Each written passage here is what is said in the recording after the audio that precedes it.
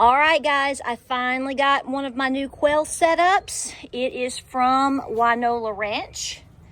You've seen them online. They've got great videos. I will tell you right now, this was my birthday present for January.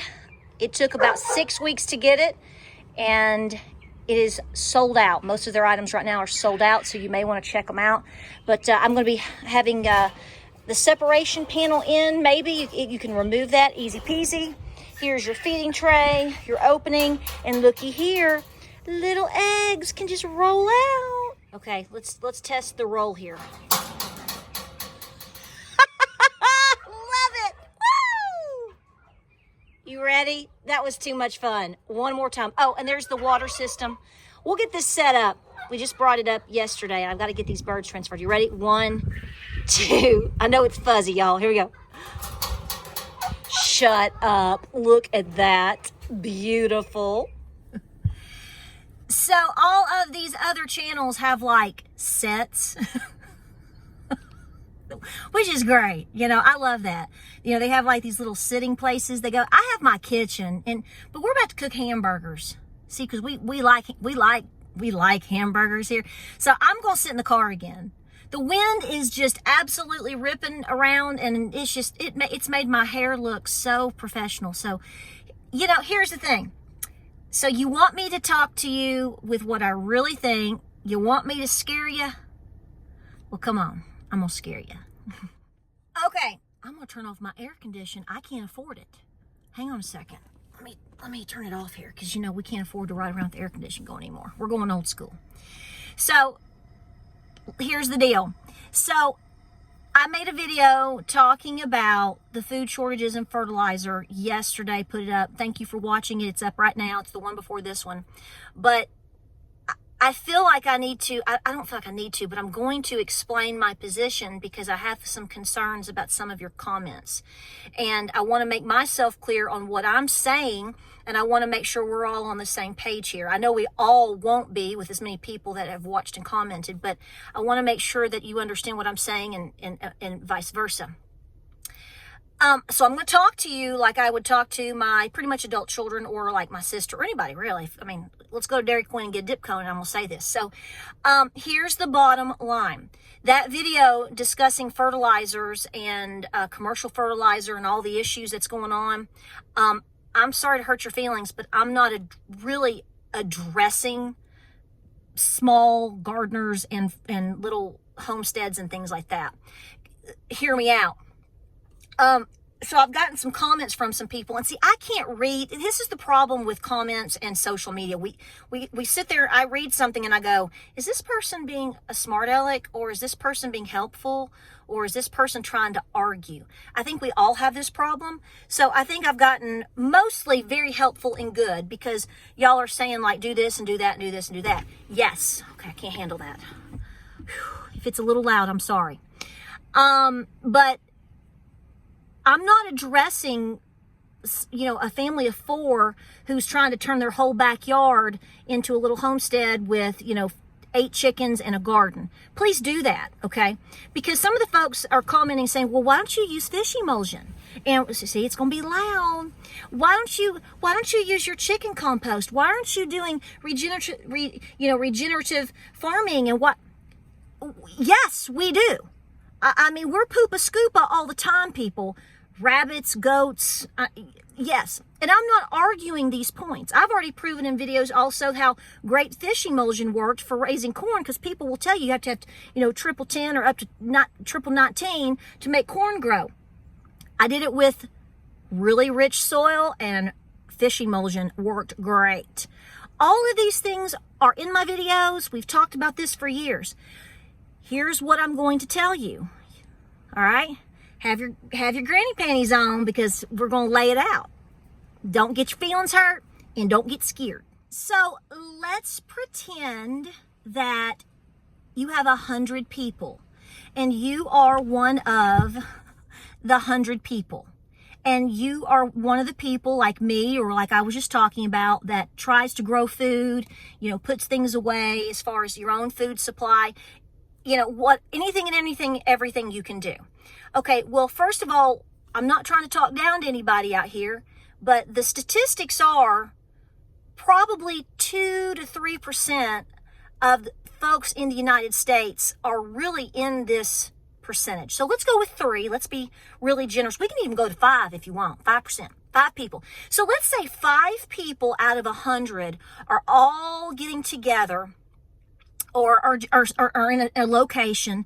So 5 out of 100 grow food, have some tomatoes and some peppers and, whatever you got, some blueberries you picked and some wild black, I don't know. But 95 other people don't do what you do. And in fact, they rely on Walmart, Kroger, Aldi, all of these other places 24/7 to give them everything that they eat. McDonald's, whatever.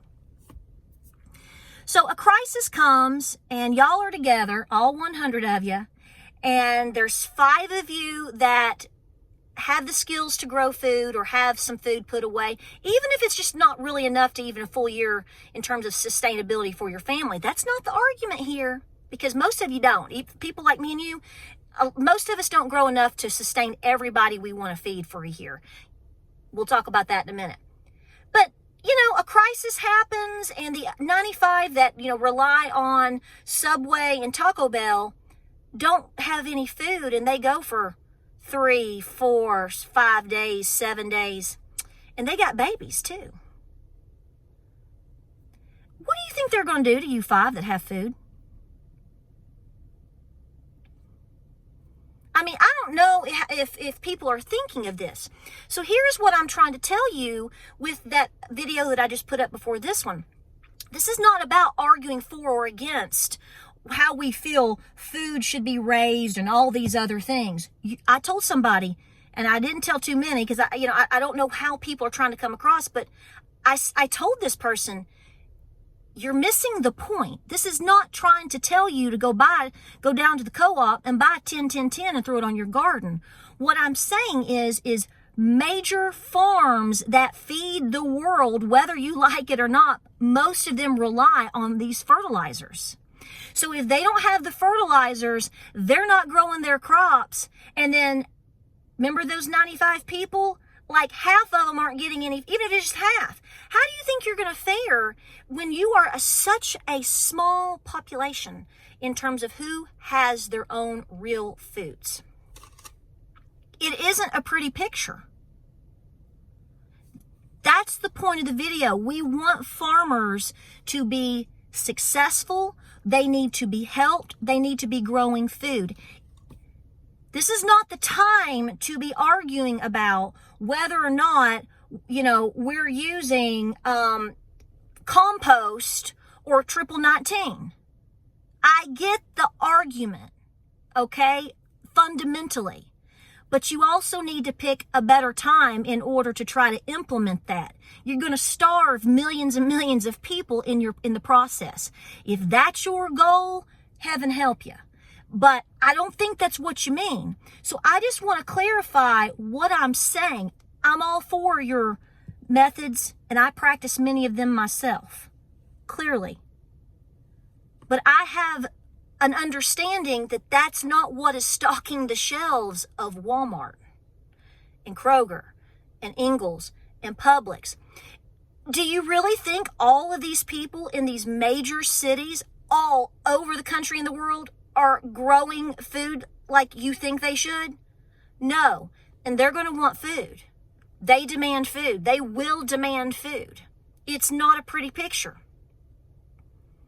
And once they realize maybe if they can make it out that they're not going to, I remember I'm going doomsday here. I'm going plain Jane, simple-minded doomsday.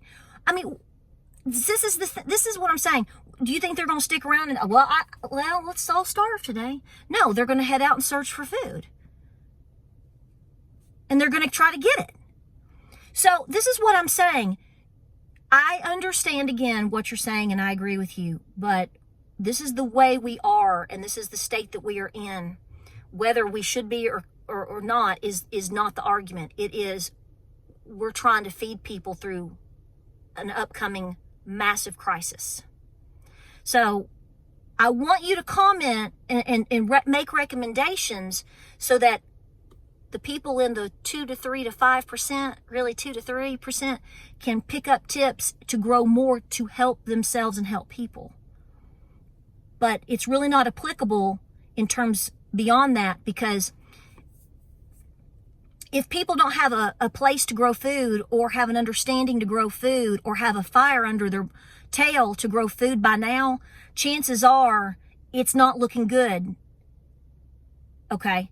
So let's be realistic. I don't come here to fluff you and to, put on microphones and have what-if conversations. I'm doing this. A lot of you, which is my audience, are in this small population, and you're doing this. And that's what we should be doing. But understand the danger in the fact that most people are not. And a lot of those people are beginning to watch here too. And I'm not going to try to chastise them because they're not in a situation like me or you and are not growing food. Maybe they cannot. Okay, let's leave it at that.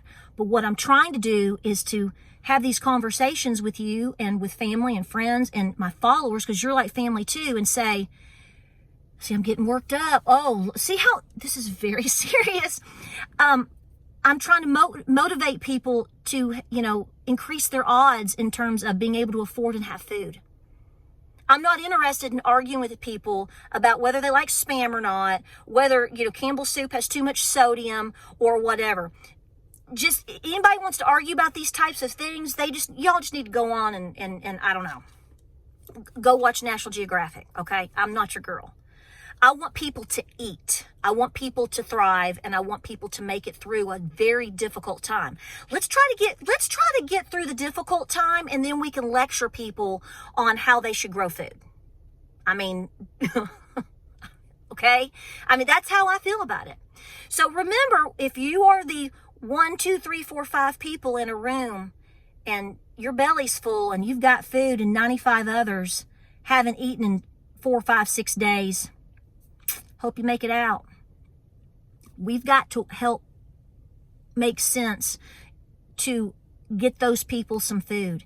And this comes down to your leadership. Don't get mad. We can all rant and rave and talk about shoulda, coulda, wouldas and how society is, and people aren't raising their kids right, and we've gotten away from our roots. We have. I'm not going to deny all these things. There's a lot of issues. But I'm going to work as hard as I can in doing what I think I'm supposed to, in encouraging people to get food so they can feed that baby over there. Remember, there's a lot of innocent lives here at stake. And no, I'm not going to criticize the mama right now because, she went and bought triple 10 versus using fish emulsion. I want her to feed her baby. Okay? I want you to feed your baby. That's what we need to be working for. See, you people that are doing these things, God's given you a role. Whether you accept that or not, it's none of my business. But you've been given a very important role to do, to see, to feel, and to teach.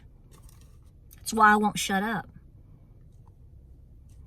Because every time I make a video, and just one out of hundreds and hundreds and thousands of you say, Patera, you motivated me today. I went and did this, this, or this. I did my job that day. And you should feel the same way too. That's why I'm telling you to do your due diligence regardless of whether you're growing food or not. I don't see how you're not motivated, and I'm not trying to judge you either, but, like I was at Walmart and I stood and stared at baby formula. And I got really nervous because I was like, I should buy baby formula. The problem is there's hardly any to buy, and I don't know which one I should buy. I don't need baby formula, but I fear there will be somebody that comes down the path, like I've talked about diapers or baby food before, babies, little babies that need help. So I don't know if God speaks to you like that or not. I think if you pray, and me, I'm going to pray harder. I think if you listen, I think He is. So let's not have arguments over things like this. Tips, comments to motivate people, because all y'all out there, you read the comments. You read the comments and take other people's word for what should be going on or what we should be doing far more than you listen to me rant and rave. And so this has created that fellowship. But I'm not talking to you on that last video. And I understand what everyone's saying. This is like the 5th time I've said this, but I understand what you're saying, and you're not wrong. But it's not applying to really the big problem that we have to fix now. So let's be helping our farmers, okay? And let's do what we can do there to try to help any of them out, all of them out, any which way we can. And let's be riding the tails of failed leadership, okay? Okay. That's to be helping us. I don't want a gift card in the car. I don't want a gift card in the mail so I can go put $25 of gas in my car. I'll sacrifice that for better policy and common sense. I'll give that up today. How about you? That's who we need to have our beef with. Okay. Guys, I love you. I wanted to drop this off because, like I said, I've got to go back and try to do dinner, fix dinner now. And we just got done with all the chores. And got my quail set up. I can't wait to move on. This is going to be fun. So I'll let you know what I think about that. It might take me a day or 2 or 3 or 12 or whatever. I might let you know what I think about my quail cage sooner than chocolate cake. Guys, I love you. Thank you for being here. Thank you for being such a good following and a wonderful crowd. Let's help each other, okay? I'm really, really serious. None of us have any idea what's coming, and we can all sit here and debate this all day long.